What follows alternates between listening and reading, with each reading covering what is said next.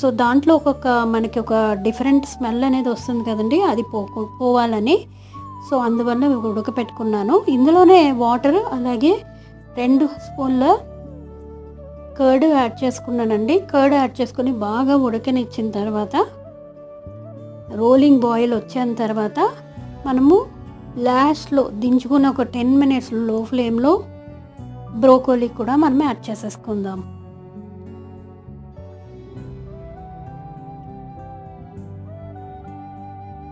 ఇప్పుడు బాగా మసులుతుంది కదండి, ఇందులోనే బ్రోకోలీ కూడా యాడ్ చేసేసుకుని బాగా ఒక 10 మినిట్స్ మూత పెట్టి లో ఫ్లేమ్లో ఉడకపెట్టేసుకోండి. మ్యాక్సిమం 5 మినిట్సే సరిపోతుంది.